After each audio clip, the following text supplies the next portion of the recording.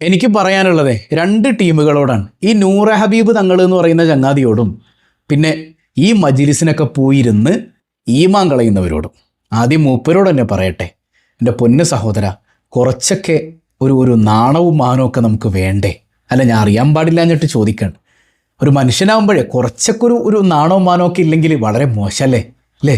ഈ സമൂഹത്തിൻ്റെ ഇടയിൽ ജീവിക്കുമ്പോൾ ഇത്ര ആഭാസകരമായ രീതിയിൽ സംസാരിക്കലൊക്കെ അയ്യയ്യേ വളരെ മോശമല്ലേ, വളരെ മോശമല്ലേ? നിങ്ങളൊന്ന് കേട്ടു നോക്കിയേ.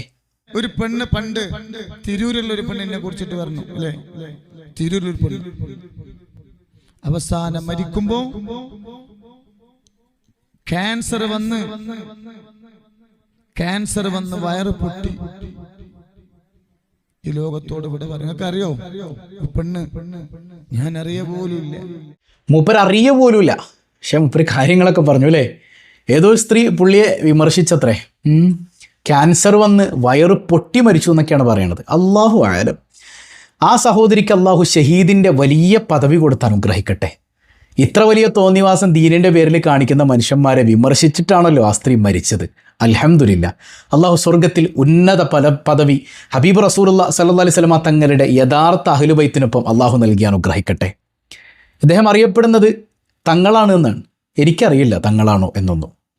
ദീനില്ലാതെ വെറും തങ്ങളായതുകൊണ്ട് മാത്രം കാര്യമൊന്നുമില്ല. അബൂലഹബും വലിയ തങ്ങളായിരുന്നു, മനസ്സിലായോ? അപ്പോൾ ദീനില്ലാതിരുന്ന് നമ്മുടെ കൽബിൽ നിഫാക്കും കുഫറും ഒക്കെയാണ് ഉള്ളതെങ്കിൽ തങ്ങളാണ് എന്ന് പറഞ്ഞ് ജനങ്ങളുടെ മുമ്പിൽ മേനി നടിക്കുന്നതിന് വലിയ പ്രസക്തിയൊന്നുമില്ല. ഇവിടെ എല്ലാം കച്ചവടമാണ് അല്ലേ? മുമ്പത്തെ ഇദ്ദേഹത്തിൻ്റെ സദസ്സുകളൊക്കെ നിങ്ങൾ കണ്ടിട്ടില്ലേ?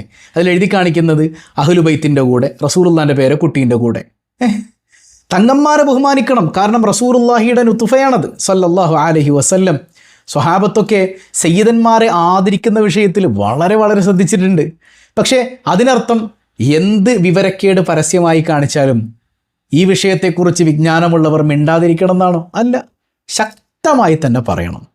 ഈ ബഹുമാനം മുതലെടുക്കുന്ന കുറേ ആൾക്കാരുണ്ട് എന്ന്. ഞാൻ തങ്ങളാണെന്നും പറഞ്ഞുകൊണ്ട് എനിക്കൊരറിവുമില്ല, എനിക്ക് ഇൽമ് എന്താണെന്ന് അറിയില്ല, ഖുർആൻ ഓതാൻ അറിയില്ല, ഫാത്തിഹ ഓതാൻ അറിയില്ല, ഒന്നും അറിയാൻ പാടില്ല. എന്നിട്ട് ജനങ്ങളുടെ മുമ്പിൽ വന്നിരുന്ന് വലിയ ഡയലോഗുകൾ അടിക്കാൻ, പരിശുദ്ധ ഖുർആനെ കുറിച്ച് തിരുഹദീസുകളെക്കുറിച്ച് അറിയാത്ത വിഷയങ്ങളെക്കുറിച്ചൊക്കെ ഇങ്ങനെ വാചാലനാവാണ്. ഇതൊക്കെ കേട്ടിട്ട് നമ്മൾ മിണ്ടാതിരിക്കണം എന്നാണ് പറയണത്. മതപരമായിട്ട് എവിടെ എന്ത് ദീനിന്റെ വിഷയമുണ്ടെങ്കിലും ആവേശത്തോടെ വരുന്നവർ അവരാണ്. അതുകൊണ്ടാണ് പലപ്പോഴും ഈ കൊടിമരത്തിന്റെ ചുവട്ടിലൊക്കെ നമ്മുടെ സഹോദരിമാര് വിട്ടുപോകുന്നത്. ഇപ്പോ അതാണല്ലോ ട്രെൻഡ്. കൊടിമരത്തിന്റെ ചുവട്ടിൽ പോയി കാണിക്കയിടുക, അതിലൊക്കെ വീണു പോകുന്നത് പെണ്ണുങ്ങളാണ്. പിന്നെ ഓൺലൈൻ ആരാധന സജീവമാകുന്ന ലോകം. കോവിഡിന് ശേഷം രാവിലെ ഒരു പ്രാർത്ഥന, ഉച്ചയ്ക്ക് ഒരു പ്രാർത്ഥന, വൈകുന്നേരം മറ്റൊരു പ്രാർത്ഥന. ഇതൊക്കെ പറയുമ്പോൾ സഹോദരിമാർക്ക് എന്നെ ചവിട്ടിത്തേക്കാനുള്ള ആഗ്രഹവും അതിനുള്ള വാശിയുണ്ടാവും. പക്ഷേ പറയാതിരിക്കാൻ നിവർത്തിയില്ല. ഓൺലൈൻ ആരാധനകളിൽ മുഴുകിപ്പോകുന്നത് അധികവും സ്ത്രീകളാണ്. പുരുഷന്മാർക്ക് അതിന് സമയമില്ല. അവർക്ക് അങ്ങനെ ചില മണ്ടത്തരങ്ങളിൽ വീഴുന്ന പരിപാടിയില്ല. അവർ കൃത്യമായി പള്ളിയിൽ ബാങ്ക് വിളിക്കുമ്പോൾ പോകും, നമസ്കരിക്കും, ഇമാം അവിടെ പറയുന്ന കാര്യങ്ങൾ കൃത്യമായി കേൾക്കും, വയലിന്റെ സദസ്സിൽ വരുന്ന കാര്യങ്ങൾ അവർക്ക് ഉൾക്കൊള്ളാൻ പറ്റുന്നത് ഉൾക്കൊള്ളും. അങ്ങനെയൊക്കെ അവര് അങ്ങനെ ഒരു ലൈനിലങ്ങ് ജീവിച്ചു പോവാണ്. പെണ്ണുങ്ങൾക്ക് എവിടെയാണ് ഒരു 150 സ്വലാത്ത് കൂടുതൽ ചൊല്ലിയാൽ സ്വർഗത്തിൽ പോകാമെന്ന് ആരെങ്കിലും പറഞ്ഞാൽ അതങ്ങ് ചെയ്യും. അത് അങ്ങനെ സ്വലാത്ത് ചൊല്ലി സ്വർഗത്തിൽ പോകുന്നത് ഓക്കെ. പക്ഷെ അതിനപ്പുറത്ത് ചില കാര്യങ്ങൾ പറഞ്ഞിട്ട് സാമ്പത്തിക ചൂഷണം നടത്തുന്ന ഘട്ടങ്ങളിൽ അതൊക്കെ ചെയ്താൽ നിങ്ങൾക്ക് സ്വർഗം കിട്ടുമെന്ന് പറഞ്ഞാൽ അതിലും വീണു പോകുന്നത് പെണ്ണുങ്ങളാണ്. അബൂ ഹനീഫ റളിയല്ലാഹു അൻഹുവിന്റെ പ്രിയപ്പെട്ട ഉമ്മ എന്ന് പറയുന്നത് ഈ നസീഹത്തിന്റെ വേദികൾ, മതപ്രസംഗ വേദികൾ അല്ലെങ്കിൽ തൈലീമിന്റെ സദസ്സുകൾ വളരെ ഇഷ്ടപ്പെടുന്ന ഒരു സ്ത്രീയാണ്. ആ ഉമ്മ എന്ത് സംശയമുണ്ടെങ്കിലും ആ സംശയത്തിന്റെ നിവാരണം നടത്തുന്നത് അംർ ബിൻ ദർറിൽ കൂഫി എന്ന് പറയുന്ന കൂഫയിലെ അംർ ബിൻ ദർറ് എന്ന് പറയുന്ന പണ്ഡിതനോടാണ്. ഈ അംർ ബിൻ ദർറ് എന്ന് പറയുന്ന മഹാപണ്ഡിതൻ അബൂ ഹനീഫ ഇമാമിന്റെ മുമ്പിൽ അദ്ദേഹം ഒന്നുമല്ല. നിങ്ങൾ ശ്രദ്ധിച്ചു കേട്ടോ ഈ ചരിത്രം. അബൂ ഹനീഫ റളിയല്ലാഹു അൻഹു വിശ്വപ്രസിദ്ധനായ, ലോകം മുഴുവനും അറിയപ്പെടുന്ന ഒരു വലിയ മഹാമനീഷിയായിരിക്കുമ്പോഴും അദ്ദേഹത്തിന്റെ പ്രിയപ്പെട്ട ഉമ്മ എന്ത് മസ്അലയുണ്ടെങ്കിലും മതപരമായ എന്ത് സംശയമുണ്ടെങ്കിലും തീർക്കുന്നത് കൂഫയിലെ മറ്റൊരു പണ്ഡിതനായ അംർ ബിൻ ദർറ് എന്ന് പറയുന്ന ഒരാളിനോടാണ്. ഒരിക്കൽ മോൻ അബൂ ഹനീഫയെ വിളിച്ചിട്ട് പറഞ്ഞു റളിയല്ലാഹു അൻഹു, മോനെ അംർ ബിൻ ദർറിന്റെ അടുക്കൽ ചെന്നിട്ട് എന്റെ ഈ സംശയത്തിന് ഉത്തരം കണ്ടെത്തി കൊണ്ടുവരണം. ഉമ്മ പറഞ്ഞതല്ലേ വയല് പറയാൻ പോണ എന്നോട്. ഇന്നലെ വയല് പറഞ്ഞത് അഫ്സൽ ഖാസിമിയാണ്. വയല് പറയുന്ന എന്നോട് എന്റെ ഉമ്മ പറയാണ് പ്രസംഗത്തെ പറ്റി അഫ്സൽ ഖാസിമിയോടൊരു സംശയം ചോദിച്ചിട്ട് വരണം, അല്ലെങ്കിൽ മറ്റ് പ്രഭാഷകരുടെ പേര് പറഞ്ഞിട്ട് അവരോട് ചെന്നിട്ട് ഇന്ന കാര്യം ഒന്ന് ചോദിച്ചിട്ട് വാ എന്ന് പറഞ്ഞാൽ ഞാൻ ഉമ്മയോട് എന്തായിരിക്കും പറയാ? ഞാനും പ്രസംഗിക്കാൻ പോകുന്ന ആളല്ലേ, എന്നോട് ചോദിച്ചാ പോരെ? മസല എന്തെങ്കിലും ഉണ്ടെങ്കിൽ എന്നോട് ചോദിച്ചാ പോരെ? എന്തിനാ പള്ളിയിലെ ഇമാമിനോട് ചോദിക്കാൻ പറയുന്നത്? അങ്ങനെ ഒരു വാശി അല്ലെങ്കിൽ ഒരു സ്വാർത്ഥ താല്പര്യം നമുക്കുണ്ടാവും. എനിക്കുണ്ട്, നിങ്ങൾക്കുണ്ടോന്ന് എനിക്കറിയില്ല. മകന് വക്കീലാണെങ്കിൽ വക്കീലായ മകനോട് ഉമ്മ പറയാണ് എന്റെ കേസിന് അതിര് തർക്കം അല്ലെങ്കിൽ മറ്റൊരു വിഷയത്തിൽ ഒരു വക്കീലിനെ നീ കൊണ്ട് തരണോന്ന് പറഞ്ഞാൽ മോൻ ചോദിക്കൂലേ, വക്കീലായിട്ട് ഞാനുള്ളപ്പോ നിങ്ങൾക്ക് എന്തിനാ വേറെ വക്കീല്? ഡോക്ടറായ മകന്റെ അടുത്ത് വന്നിട്ട് വാപ്പ പറയാണ് എന്റെ ഈ ചുമയും എന്റെ ശ്വാസതടസ്സവും ഒന്നും മാറുന്നില്ല, അതുകൊണ്ട് നല്ലൊരു ഡോക്ടറെ നീ ഒന്ന് പറ എന്ന് പറഞ്ഞാൽ മകൻ എന്താ പറയാ? നാട്ടുകാരുടെ രോഗം മാറ്റി കൊടുക്കുന്ന എനിക്ക് നിങ്ങളുടെ അസുഖം മാറ്റാൻ മരുന്നിന് വേണ്ടി ഞാൻ മറ്റൊരു ഡോക്ടറെ കാണുന്നത് ശരിയല്ലല്ലോ എന്നല്ലേ പറയുള്ളൂ. എന്നാൽ പ്രിയപ്പെട്ട സഹോദരങ്ങളെ, അബൂ ഹനീഫ ഇമാമിനോട് ഉമ്മ പറയുകയാണ്, മോനെ നീ ചെല്ലണം, എന്നിട്ട് അംർ ബിൻ ദർറിനോട് പറയണം എന്റെ ഇന്ന സംശയത്തിന് മറുപടി തരാൻ. അബൂ ഹനീഫ റളിയല്ലാഹു അൻഹു നടക്കുകയാണ്. അറിവില്ലാത്ത ഒരു കുഞ്ഞു ബാലനെ പോലെ ലോക പ്രശസ്തനായ വിശ്വപ്രസിദ്ധനായ അബൂ ഹനീഫത്തുൽ കൂഫി റളിയല്ലാഹു അൻഹു അംർ ബിൻ ദർർ എന്ന് പറയുന്ന പണ്ഡിതന്റെ വീട്ടിലേക്ക് പോവുകയാ. എന്നിട്ട് പറയുന്നു, സഹോദരങ്ങളെ ശ്രദ്ധയോടെ കേട്ടോ, അംർ ബിൻ ദർർ എന്റെ ഉമ്മ ഏത് മസല ചോദിക്കുമ്പോഴും നിന്റെ അടുക്കലാണ് ചോദിക്കാൻ പറഞ്ഞു വിടുന്നത്. നിങ്ങൾ പറഞ്ഞാലേ എന്റെ ഉമ്മ അനുസരിക്കൂ. ചോദിക്കുന്നതിനൊക്കെ ഞാൻ മറുപടി കൊടുക്കാറുണ്ട്, പക്ഷേ അതിന് നിങ്ങളുടെ കയ്യൊപ്പില്ലെങ്കിൽ എന്റെ ഉമ്മ അംഗീകരിക്കുകയില്ല. സഹോദരങ്ങളെ, വളരെ സങ്കടത്തോടെ തലകുമ്പിട്ടിരിക്കുന്ന മകന് അംർ ബിൻ ദർർ വളരെ പ്രയാസത്തോടെ തലകുമ്പിട്ടിരിക്കും. എന്തുകൊണ്ടാണ്? എന്റെ മുന്നിൽ വന്ന് ചോദ്യം ചോദിക്കുന്നത് നിസാരനാണോ? അബൂ ഹനീഫത്തുൽ കൂഫി റളിയല്ലാഹു തആല അൻഹു അല്ലേ? എന്ത് മറുപടിയാണ് ഞാൻ അദ്ദേഹത്തോട് കൊടുക്കുക? ഇത്രയും വലിയ മഹാപണ്ഡിതന്റെ മുമ്പിൽ ഞാൻ എന്താണ് മറുപടി കൊടുക്കുക എന്ന് ആലോചിച്ചിട്ട് അംർ ബിൻ ദർർ റളിയല്ലാഹു അൻഹു തലകുമ്പിട്ടിരിക്കുകയാണ്. അബൂ ഹനീഫ ഇമാം ചോദിച്ചിട്ട് മറുപടിയുമായിട്ട് മടങ്ങിപ്പോകുന്നു. ചില ഘട്ടങ്ങളിൽ അബൂ ഹനീഫ ഇമാമിനെ കൊണ്ട് പറയിപ്പിക്കും അംർ ബിൻ ദർർ. എന്നിട്ട് അത് ഏറ്റു പറഞ്ഞിട്ട് പറയും, അബൂ ഹനീഫ ഇമാമേ നിങ്ങൾ ഉമ്മയോട് ഈ മറുപടി കൊടുക്കുക.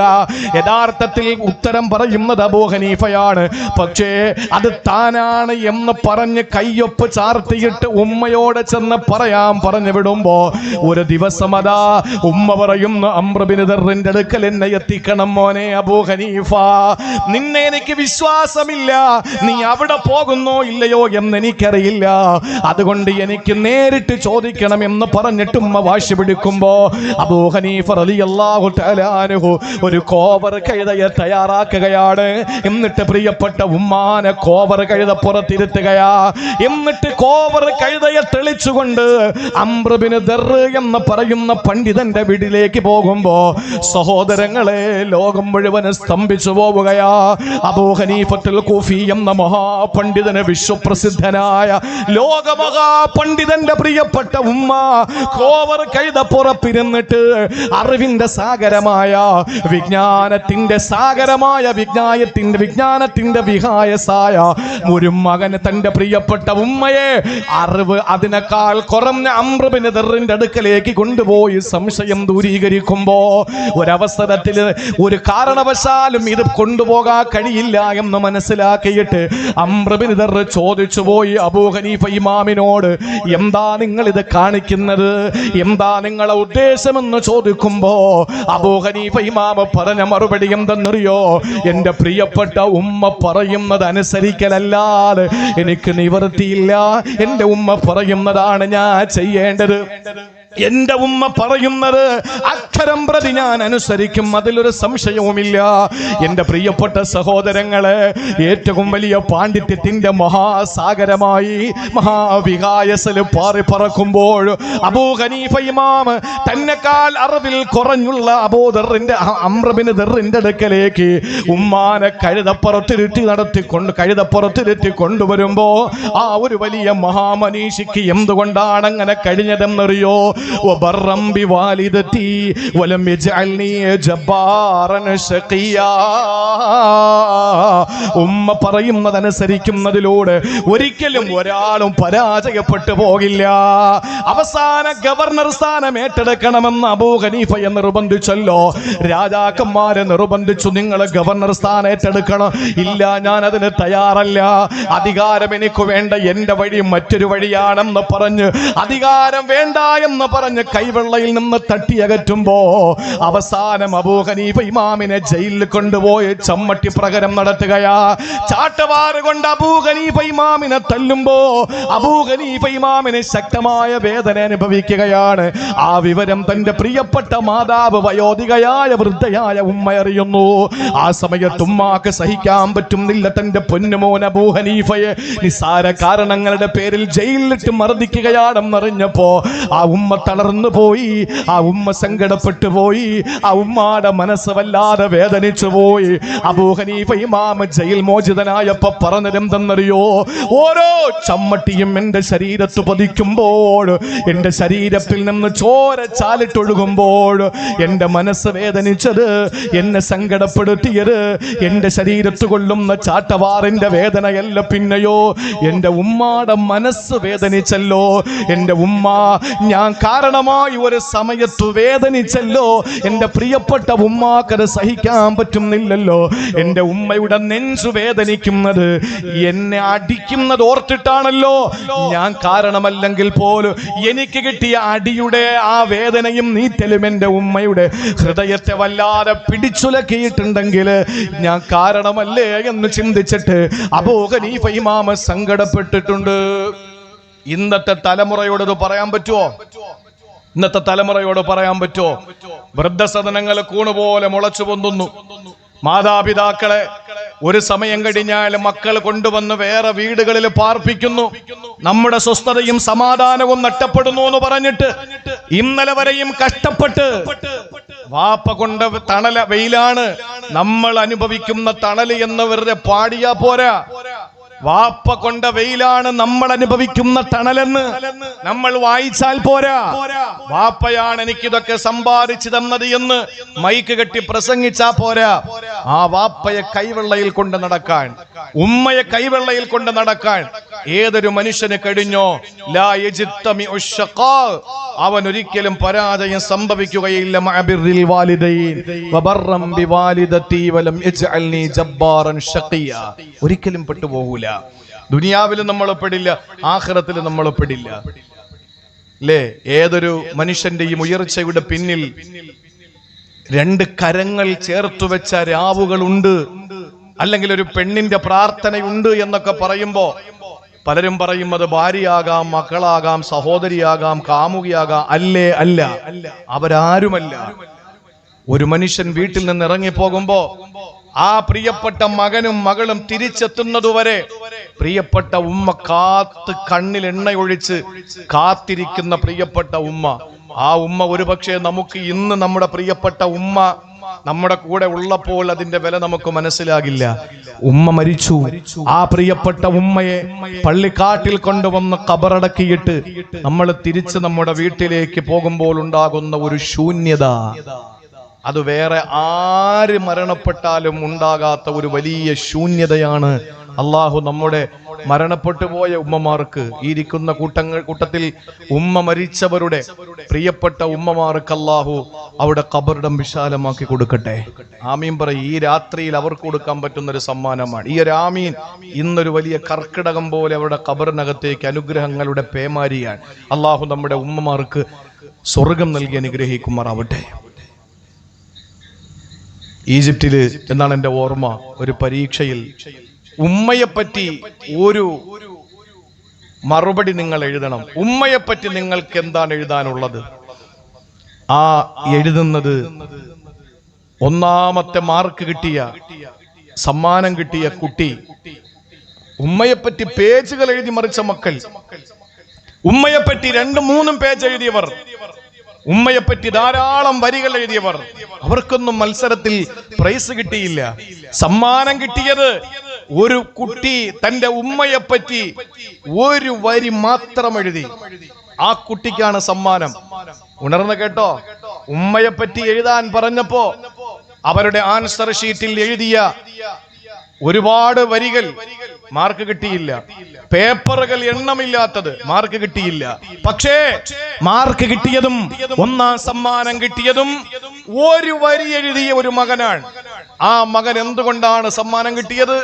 ആ മകൻ എഴുതിയ വരിയോളം എന്റെ പ്രിയപ്പെട്ടവരെ, ലോകത്ത് വേറെ ഒന്നിനും സ്ഥാനമില്ലാത്ത നിലയിൽ ആ മകൻ എഴുതിയത് ഉമ്മി ഖദ് മാതത് വമാത മഅഹാ കുല്ലു ഷൈ. ഇതാണ് മറുപടി. ഈ ഒരു വരി എഴുതിയപ്പോ ആ കുട്ടിക്ക് 1ാം സമ്മാനം കിട്ടി. ഒറ്റ വരി. ആ പേജ് മുഴുവനും എഴുതിയവർ രണ്ടാമതായി. 2, 3, 4 പേജുകൾ എഴുതിയവർ അവന്റെ പിന്നിലായി. എന്താ മകൻ എഴുതിയത്? ഉമ്മി ഖദ് മാതത്, എന്റെ ഉമ്മ മരിച്ചു. വമാത മഅഹാ കുല്ലു ഷൈ, ഒപ്പം എല്ലാം മരിച്ചു. അതാണ് മറുപടി. എന്റെ ഉമ്മ മരിച്ചപ്പോ എന്റെ എല്ലാം മരിച്ചു. ഇന്ന് ഞാൻ ശൂന്യമാണ്. എന്റെ ജീവിതം ശൂന്യമാണ്. എന്റെ വീട് ശൂന്യമാണ്. ഞാനൊരു ശൂന്യനാണ്. എന്റെ ഒരു യാത്രയിൽ എന്റെ പിന്നിലിരുന്ന് ദ്വാരക്കാൻ എനിക്ക് ഉമ്മയില്ല. വഴിക്കണ്ണ് നോക്കി എന്റെ തിരിച്ചു വരവ്, മടങ്ങി വരവ് കാണാൻ എന്റെ ഉമ്മയില്ല.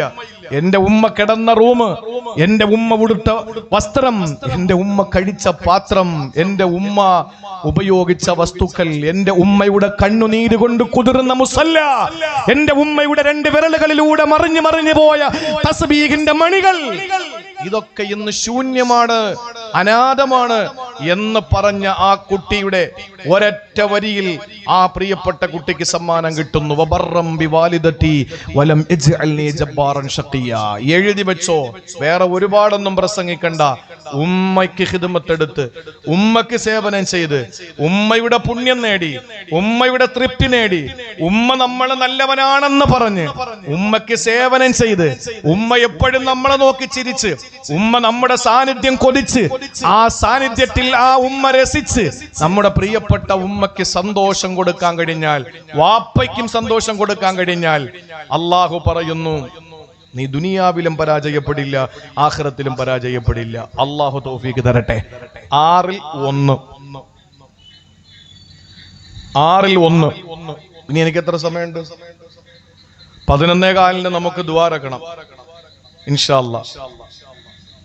രണ്ടാമതായി നമ്മൾ ചെയ്യേണ്ടത് 6 സ്ഥലങ്ങളിൽ ഒരു മനുഷ്യനെ പരാജയപ്പെട്ടു പോകില്ല, ഇരുവീട്ടിലും പരാജയപ്പെടില്ല. 6 കാര്യങ്ങൾ നമ്മുടെ ജീവിതത്തിൽ ഉണ്ടെങ്കിൽ അതിൽ ഒന്നാണ് മാതാപിതാക്കൾക്ക് ഗുണം ചെയ്യുക.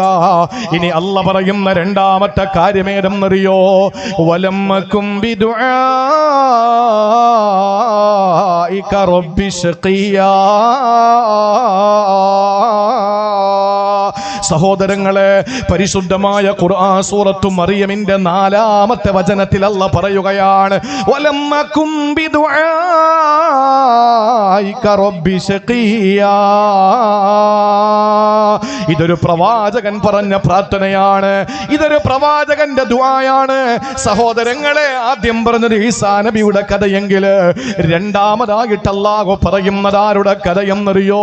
മഹാനായ സക്കരിയ അലൈഹിസ്സലാം പറയുകയാണ്. ഈ സന്ദർഭത്തിൽ എന്റെ പ്രിയപ്പെട്ടവരോട് സക്കരിയ നബിയുടെ കഥ പറയാനുള്ള സമയത്തിന്റെ കുറവ് മൂലം ഞാൻ വിശാലമായി അതിലേക്കൊന്നും കടക്കുന്നില്ല. പക്ഷെ മഹാനായ സക്കരിയ നബി അലൈഹിസ്സലാമിനെ പറ്റിയിട്ട് അല്ലാഹു പരാമർശിക്കുന്നത്, ജീവിതത്തിൽ അല്ലാഹു എല്ലാം നൽകി, സന്തോഷം കൊടുത്തു, പ്രവാചകത്വം കൊടുത്തു, എല്ലാം കൊടുത്തു. പക്ഷേ സക്കരിയ നബിക്ക് അല്ലാഹു കൊടുക്കാത്തതൊന്നേ ഉള്ളൂ, ഒരു പൊന്നുമോൻ അല്ലെങ്കിൽ ഒരു പൊന്നുമോള്. മക്കളില്ല സക്കരിയ നബിക്ക്. സക്കരിയ നബി അലൈഹിസ്സലാമിന് എല്ലാം കൊടുത്തു, പക്ഷെ മക്കളെ കൊടുത്തില്ല. മക്കളെ അല്ലാഹു കൊടുത്തില്ല. ആ സമയത്ത് സക്കരിയ നബി ദുആരെന്ന ഒരു ദുആയാണ് അല്ലാഹു തആല പറയുന്നത്. സക്കരിയ നബി പറയുന്നു, വലം അക്കും ബിദുആഇക റബ്ബി ശഖിയാ. ഒന്ന് മാതാപിതാക്കൾക്ക് ഗുണം ചെയ്യലാണെങ്കിൽ, രണ്ടാമത് അല്ലാഹ് പറയുന്നു, വലം അക്കും ബിദുആഇക റബ്ബി ശഖിയാ. പടച്ചോനെ, നിന്നോട് തേടിയതിന്റെ പേരിൽ നിന്നോട് ദുആ ചെയ്തതിന്റെ പേരില് ഞാൻ 2 വീട്ടിലും പരാജയപ്പെട്ടിട്ടേ ഇല്ല. വലം അക്കും ബിദുആഇക റബ്ബി ശഖിയ. നിങ്ങൾ നന്നായിട്ടൊന്ന് ശ്രദ്ധിക്കണം. ഇത് സക്കരിയ നബി എപ്പോഴാ പറഞ്ഞെന്നറിയോ? നാസർ സാഹിബിന് എത്ര മക്കളുണ്ട്? 3 പേര്. ഉസ്താദിന് എത്ര ഉണ്ട്? 3. എനിക്ക് 3 മക്കളാണ്. ഇവിടെ ഇരിക്കുന്നവർക്ക് 3 മക്കളുണ്ടാവും, 2 മക്കളുണ്ടാവും, 4 മക്കളുണ്ടാകും, 1 കുട്ടി ഉണ്ടാവും, മക്കളില്ലാത്തവരുണ്ടാവും. മക്കൾ എന്ന് പറയുന്നത് നമ്മുടെ ഒരു വലിയ അഴക്, ആനന്ദം, സൗരഭ്യം, സൗന്ദര്യം, നേരം പോക്ക്, ഇതൊക്കെയല്ലേ നമ്മുടെ മക്കള്. എല്ലാം ഉണ്ടെന്ന് വെക്കും. അധികാരമുണ്ട്, പൈസയുണ്ട്, ഭക്ഷണമുണ്ട്, കിടക്കയുണ്ട്, യാത്ര ചെയ്യാൻ സൗകര്യമുണ്ട്, എല്ലാം ഉണ്ട്. പക്ഷേ ഒരു കുട്ടി ഇല്ലെങ്കിലുള്ള അവസ്ഥ ഒന്ന് ആലോചിച്ച് നോക്കിയേ. വേറെ എന്തും നേടാം. ആരും അറിയാതെ പിൻവാതിലൂടെ നമുക്ക് പണം കൊടുത്തിട്ട് നിയമനം നേടാം, വലിയ ഉദ്യോഗസ്ഥനാകാം. ആരും അറിയാതെ കാശ് കൊടുത്തിട്ട്, കള്ള് കൊടുത്തിട്ട് നമുക്ക് അധികാരം നേടാം. അങ്ങനെയാണല്ലോ. പിന്നെ മരിച്ച് മണ്ണോട് ചേർന്ന ആളുകളുടെ പേരിലും കള്ള വോട്ട് ചെയ്ത് ഇപ്പൊ കഴിഞ്ഞ തെരഞ്ഞെടുപ്പിലൊക്കെ നടന്നതുപോലെ അധികാരത്തിൽ വരാം. അതിലൊന്നും ഒരു തടസ്സവും ഇല്ല. എന്തും നേടാം. സ്നേഹിച്ച പെണ്ണിനെ നമുക്ക് എത്ര വലിയ കുടുംബത്തിൽപ്പെട്ട പെണ്ണാണെങ്കിലും നമുക്ക് സുഖമായിട്ട് ആ പെണ്ണിനെ കല്യാണം കഴിക്കാം. എന്ത് നമുക്ക് ദുനിയാവിൽ നേടാം, അല്ലേ? പൈസ ഉണ്ടാക്കിക്കൂടെ? പൈസ ഉണ്ടാക്കിക്കൂടെ? അള്ളാന്റെ പേര് വെച്ചിട്ട് പൈസ ഉണ്ടാക്കുന്നവരുണ്ട്, അള്ളാഹുവിന്റെ വിശേഷണം വെച്ച് പൈസ ഉണ്ടാക്കുന്നവരുണ്ട്, ആണയിട്ട് പൈസ ഉണ്ടാക്കുന്നവരുണ്ട്, കള്ളത്തരം പറഞ്ഞ് പൈസ ഉണ്ടാക്കുന്നവരുണ്ട്, ആത്മീയ ചൂഷണം നടത്തി പൈസ ഉണ്ടാക്കുന്നവരുണ്ട്, ഇല്ലേ? എന്തെല്ലാം രീതിയിൽ പണം ഉണ്ടാക്കുന്ന ശൈലികൾ നമ്മൾ കണ്ടുകൊണ്ടിരിക്കുന്നു, ഇനി കാണാൻ കിടക്കുന്നു. എല്ലാം നമുക്ക് നേടാം. എന്താ നേടാൻ പറ്റാത്തത്? ആരോഗ്യം. പൈസ കൊടുത്ത ആരോഗ്യം കിട്ടൂലേ? ഈ മുഖം വേണ്ട, എനിക്ക് ഈ മുഖത്തിനപ്പുറത്ത് ഞാൻ ഉദ്ദേശിക്കുന്ന മറ്റൊരു മുഖം എന്ന് പറഞ്ഞാൽ കോസ്മെറ്റിക് പ്ലാസ്റ്റിക് സർജറിയിലൂടെ ഇന്ന് നമ്മുടെ സൗന്ദര്യം പോലും മാറ്റിവെക്കാം. നമുക്ക് എന്തും വാങ്ങാം. പക്ഷേ ഒരിക്കലും നമുക്ക് കിട്ടാത്ത ഒന്നുണ്ട്. ഒരു കുഞ്ഞിനെ നമുക്ക് കിട്ടണമെങ്കിൽ അള്ളാഹു കനിഞ്ഞരളിയാൽ മാത്രമേ കഴിയൂ. അല്ലാതെ പച്ചമരുന്ന് കുടിച്ചത് കൊണ്ടോ, അല്ലെങ്കിൽ ആറ്റാങ്കര കൊണ്ടുവന്ന പാറയിൽ ഉരുളി കമത്തിയത് കൊണ്ടോ, അല്ലെങ്കിൽ അങ്ങനെയൊക്കെ ചില കാര്യങ്ങളൊക്കെ ഉണ്ട്. ആറ്റാങ്കരയ്ക്ക് പോകുന്ന വഴിയിൽ ഒരു പാറയിൽ ഉരുളി കമത്തിയ മക്കളുണ്ടാവും എന്ന് പറഞ്ഞു. ഇതൊക്കെ ഒരു ആത്മീയ തട്ടിപ്പാണ്. പിന്നെ എവിടെയോ കൊണ്ടുവന്ന് കരിവള തൂക്കിയാലും മക്കളുണ്ടാവും എന്ന് പറഞ്ഞു. സക്കരിയ നബിക്ക് എന്തേ പാറയില്ലായിരുന്നോ? സക്കരിയ നബിയുടെ കാലഘട്ടത്തില് ഇതുപോലെ മരത്തിന്റെ ചില്ലകളില്ലായിരുന്നോ? അന്ന് അവിടെ കൊണ്ടുവന്ന് ചെറിയ കരിവളയോ അല്ലെങ്കിൽ തൊട്ടിൽ കെട്ടിയാ പോരായിരുന്നോ? പക്ഷേ അതൊന്നും ചെയ്യാതെ സക്കരിയ നബി അലൈഹിസ്സലാം അള്ളാഹുവിനോട് ദുആരന്നു. നിങ്ങൾ അറിയണം എന്റെ പ്രിയപ്പെട്ടവരെ, സക്കരിയ നബിക്ക് 2 പ്രശ്നങ്ങളുണ്ട്. ഒന്ന് വഹനൽ അളമു, എല്ല് മുഴുവനും ക്ഷയിച്ചു പോയി. എഴുന്നേറ്റ് നിന്നാലല്ലേ ഒരു കുഞ്ഞുണ്ടാവുള്ളൂ, അതിനുള്ള ആരോഗ്യം ഇല്ല. അതുപോലെ തലമുടിയൊക്കെ നരച്ചിട്ട് വെളുത്തുപോയി, പ്രായം ഒത്തിരിയായി, വയസ്സായി. ഇത് 2 ബലഹീനതകൾ സക്കരിയ നബിക്കുണ്ട്. സക്കരിയ നബിയുടെ ഭാര്യയ്ക്കോ വംറഅത്തി ആഖിറ, സക്കരിയ നബി അലൈഹിസ്സലാമിന്റെ ഭാര്യ പ്രസവിക്കാത്ത പെണ്ണാണ്. ഇവിടെ എന്താ പറയാ? അതിന് പ്രസവിക്കാത്തവർക്ക് എന്താ പറയാ?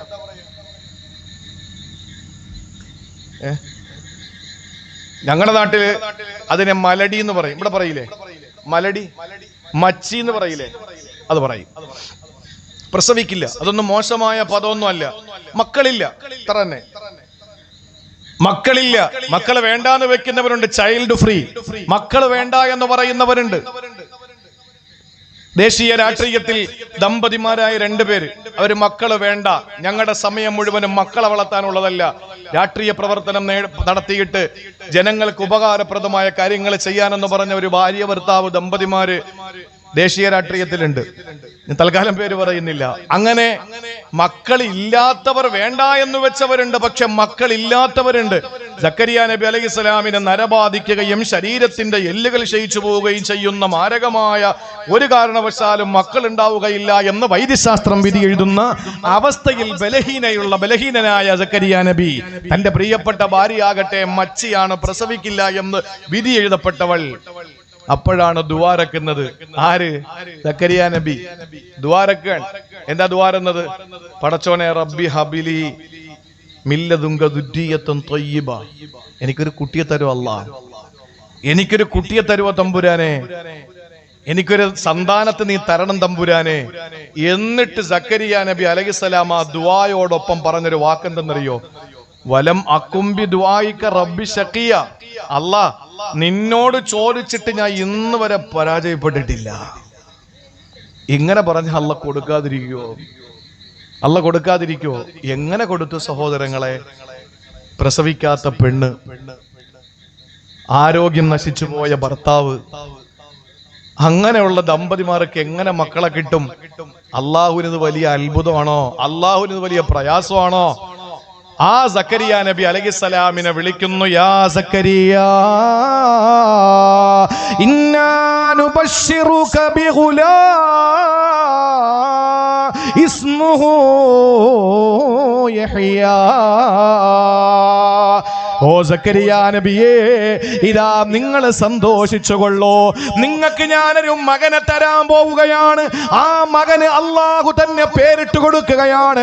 പ്രസവാനന്തരം പള്ളിയിലെ ഉസ്താദ് പേരിട്ട് വിളിച്ചതല്ല, പ്രസവിച്ചതിന് ശേഷം പുറത്തു നിൽക്കുന്ന വാപ്പ പേരിട്ട് വിളിച്ചതല്ല, ഏതെങ്കിലും പുസ്തകത്തിലോ ഏതെങ്കിലും വ്യക്തികളുടെ പേരിട്ടതല്ല, പിന്നെയോ അള്ളാഹു തന്നെ പേരിട്ട് കൊടുക്കുകയാണ്. സഹോദരങ്ങളെ, യഹ്യാ നബി അലൈഹിസ്സലാം എന്ന പ്രവാചകൻ സക്കരിയ നബിയുടെ പൊന്നുമോനായി അള്ളാഹു ഭൂമിയിൽ ഉദയം ചെയ്തില്ലേ? ആ സക്കരിയ നബിക്ക് അള്ളാഹു മക്കളെ കൊടുത്തത് എന്തിന്റെ പേരിലെന്നറിയോ? ആരോഗ്യം നശിച്ച് മരബാധിച്ച് എല്ലുകൾ ദുരുമ്പിച്ച് പോയ ഒരു വന്ധ്യവയോധികനായ ഭർത്താവ്, ആ പ്രസവത്തിന്റെ യാതൊരു കണക്ക്, പ്രസവത്തിന്റെ യാതൊരു നിലയിലുള്ള സാന്നിധ്യമോ അല്ലെങ്കിൽ സാഹചര്യങ്ങളും ഇല്ലാത്ത ഒരു പെണ്ണ്, മച്ചിയായ പെണ്ണ്, ഈ രണ്ടുപേർക്കും അല്ലാഹു യഹ്യ എന്ന ഒരു മകനെ കൊടുക്കുമ്പോ അതിന് കാരണം എന്തെന്നറിയോ? സക്കരിയ നബിയുടെ പ്രാർത്ഥനയാണ്. സക്കരിയ നബി ദുആരക്കുമ്പോ പറഞ്ഞതെന്താണ്? വലം അകും ബിദുആഇക റബ്ബി ശഖിയ. പടച്ചവനെ, നിന്നോട് ദ്വാരന്നിട്ട് ഞാൻ ഇന്ന് വരെ പരാജയപ്പെട്ടിട്ടില്ല, അതുകൊണ്ട് എനിക്ക് തരണേ തമ്പുരാനെ. ചോദിച്ചു നോക്ക്, എന്താ വേണ്ടത് നിങ്ങൾക്ക്? എന്താ വേണ്ടത്? എനിക്ക് നിങ്ങൾക്കും എന്താ വേണം? അള്ളാനോട് ചോദിക്കണം. എങ്ങനെ ചോദിക്കണം? പള്ളിയിലെ ഉസ്താദ് ദുആരക്കുമ്പോ ബൈനഹുമായിൽ കയ്യും വെച്ചോണ്ടിരുന്നാ പറ്റൂല. പള്ളിയിലെ ഉസ്താദ് ദുആരക്കുമ്പോ അയാളുടെ ദുആയിൽ തെറ്റുണ്ടോ എന്ന് നോക്കാൻ വേണ്ടി ഇരുന്നാ പറ്റൂല. പള്ളിയിലെ ഉസ്താദ് ദുആരക്കുമ്പോ അതിന്റെ അർത്ഥം പഠിക്കുകയും അല്ലെങ്കിൽ ഉസ്താദിനോട് ചോദിക്കുകയും അല്ലെങ്കിൽ ഖുർആനിന്റെ വിശുദ്ധമായ ഖുർആനിൽ എത്രയോ നൂറുകണക്കിന് ആ ദുആകൾ അല്ലാഹു പഠിപ്പിച്ചു. ഇതൊക്കെ നമ്മളൊന്ന് പഠിച്ചിട്ട് നമ്മൾ അല്ലാഹുവോട് ചോദിക്കുക, എന്താ നമുക്ക് വിശുദ്ധ ഖുർആൻ നമ്മുടെ മുമ്പിലില്ലേ? ആ ഖുർആനിൽ അല്ലാഹ് എത്ര ദുആ പഠിപ്പിച്ചു. നമ്മുടെ ജീവിതത്തിന്റെ A to Z, അടുക്കള മുതൽ അന്താരാഷ്ട്രം വരെ, പരമാണു മുതൽ പരലോകം വരെ, അടുക്കള മുതൽ അന്താരാഷ്ട്രം വരെ, ജീവിതത്തിന്റെ എല്ലാ മേഖലകളെയും അല്ലാഹു തആല പരാമർശിച്ചുകൊണ്ട് പ്രാർത്ഥനകൾ പഠിപ്പിച്ചില്ലേ? നമുക്ക് ചോദിച്ചൂടെ? എങ്ങനെ ചോദിക്കണം? നമ്മൾ ചോദിക്കുന്നത് ശരിയായ രീതിയിലല്ല. ഒരാളോട് അഴകുഴമ്പൻ രീതിയിൽ നമ്മൾ ചോദിച്ചാൽ അയാൾ നമുക്ക് തരൂല. തരുവോ? എന്നോട് വന്നിട്ട് ഒരാള് ഒരു അഴകുഴമ്പന്മായി ശൈലിയിൽ ചോദിച്ചാൽ ഞാൻ അയാൾക്ക് കൊടുക്കൂല. എന്നോട് ചോദിക്കുമ്പോ എന്നിൽ നിന്ന് കിട്ടുന്നെങ്കിൽ വാങ്ങാമെന്ന സ്ഥിതിയിലാണെങ്കിലും ഞാൻ കൊടുക്കില്ല.